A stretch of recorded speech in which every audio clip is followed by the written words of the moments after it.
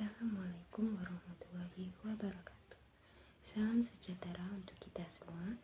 Perkenalkan, nama saya Ira Damayanti dengan NIM 2020-020011, Prodi Keuangan dan Perbankan. Pertama-tama, saya ucapkan terima kasih kepada dosen pembimbing saya, yaitu Ibu Evidian Kartikasari, SEMM, yang telah memberikan saya kesempatan untuk memaparkan dan menjelaskan materi tentang manajemen perkreditan, khususnya pada bab 1 dan bab 2.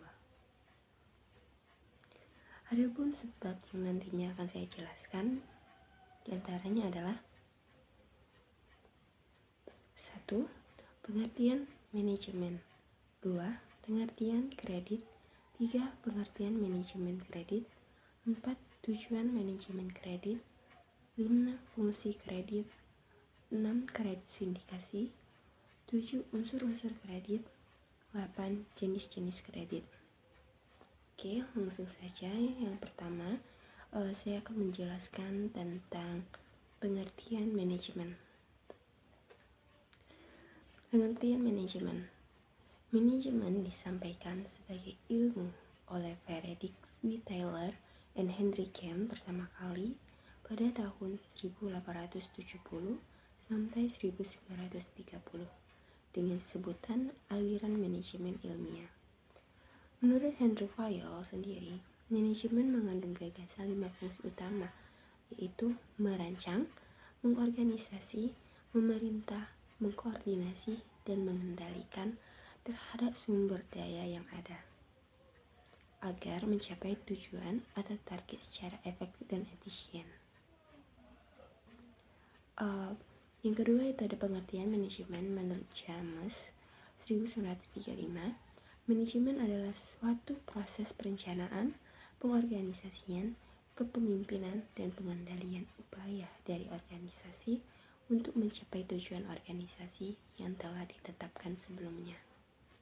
Yang ketiga, menurut Mulayu Hasibuan tahun 2000, manajemen adalah ilmu dan seni yang mengatur proses pemanfaatan sumber daya manusia dan sumber-sumber lainnya secara efektif dan efisien untuk mencapai tujuan. Yang kedua, pengertian kredit. Menurut Undang-Undang Perbankan Nomor 10 Tahun 1998, Pasal 1 Ayat 11, perubahan atas Undang-Undang Perbankan Nomor 7 Tahun 1992. Kredit adalah penyediaan uang atau tagihan yang dapat dipersamakan dengan itu. Kesepakatan pinjam-meminjam antara bank dengan pihak lain ini dituangkan dalam perjanjian kredit yang mencantumkan jangka waktu pengembalian, tingkat bunga, pihak bertindak atau berkomparisi. Siapa sih pihak yang berkomparisi itu? Pihak-pihak yang berkomparisi itu yaitu kreditur dan debitur. Debitur adalah nasabah yang memperoleh fasilitas kredit atau pembiayaan berdasarkan prinsip syariah atau yang dipersamakan dengan itu berdasarkan perjanjian bank dengan nasabah yang bersangkutan dengan Undang-Undang Perbankan Nomor 10 Tahun 1998. Sedangkan kreditur itu adalah bank atau lembaga pembiayaan yang menyalurkan kreditnya kepada nasabah. Yang ketiga, manajemen kredit. Pengertian manajemen kredit yaitu adalah ilmu yang mempelajari tentang bagaimana suatu lembaga atau institusi dengan mempergunakan seluruh sumber daya yang dimilikinya untuk merencanakan, mengorganisasikan, mengendalikan, dan memimpin sehubungan dengan ruang lingkup dan berbagai kebijakan-kebijakan yang berhubungan dengan kredit beserta aturannya.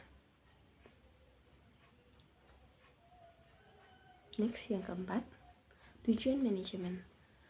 Tujuan manajemen kredit yaitu untuk mendapatkan penghasilan yang tinggi bagi perusahaan atau bank dengan mengeliminir tingkat kredit macet, sekaligus menjaga keamanan nasabah. Tujuan manajemen lain menurut Kashmir 2008, tujuan kredit yaitu untuk mencari keuntungan dalam bentuk bunga, membantu usaha nasabah, dan lain-lain. Yang kelima ada fungsi kredit. Fungsi kredit ini juga diambil dari Kashmir 2008, diantaranya pertama, meningkatkan daya guna uang, 2. Meningkatkan peredaran dan lalu lintas uang, 3. Meningkatkan daya guna barang, 4. Meningkatkan peredaran barang, 5.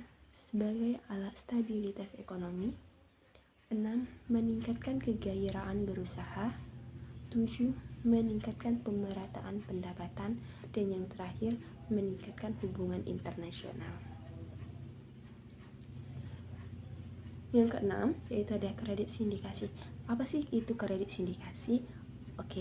Kredit sindikasi itu adalah kredit yang diberikan secara bersama-sama oleh dua bank atau lebih atau perusahaan pembiayaan lainnya dengan pembagian dana, resiko, dan pendapatan baik bunga maupun komisi sesuai porsi kepesertaan masing-masing anggota sindikasi tersebut.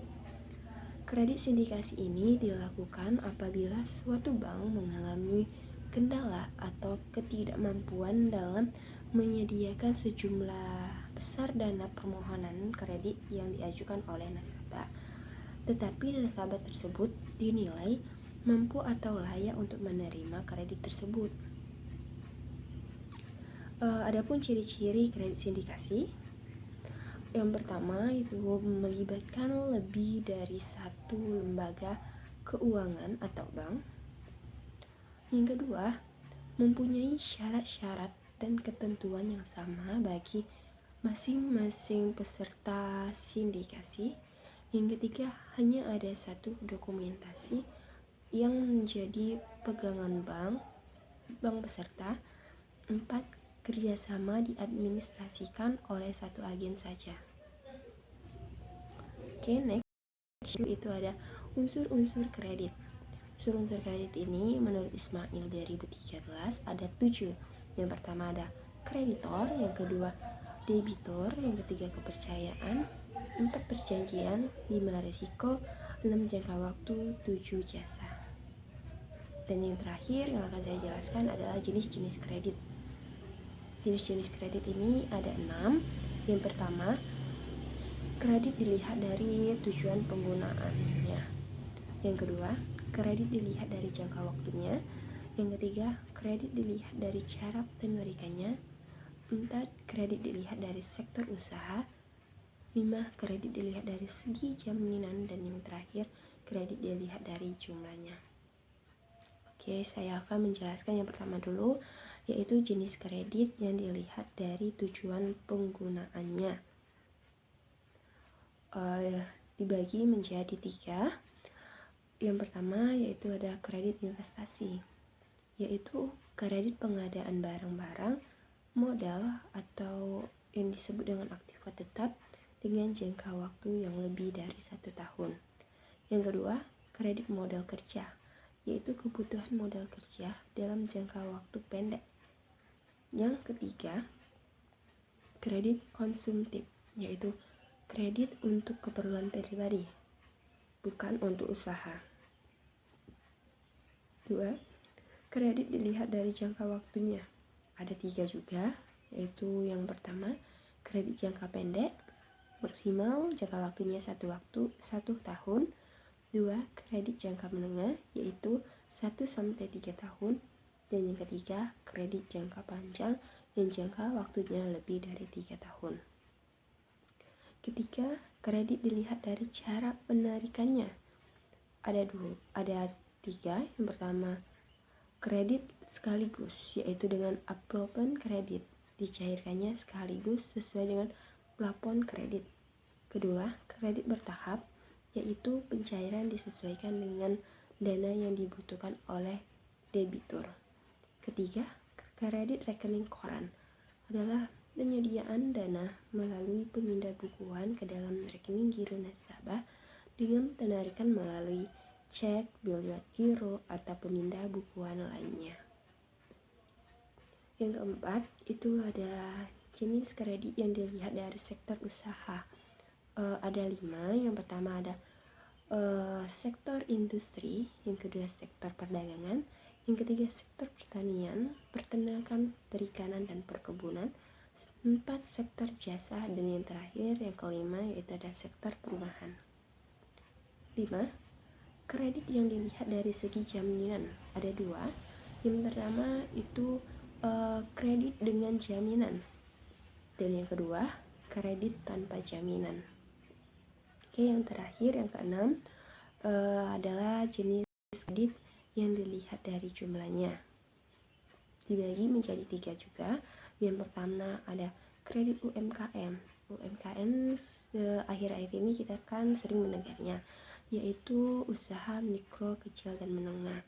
Adalah kredit yang diberikan kepada pengusaha dengan skala usaha yang sangat kecil.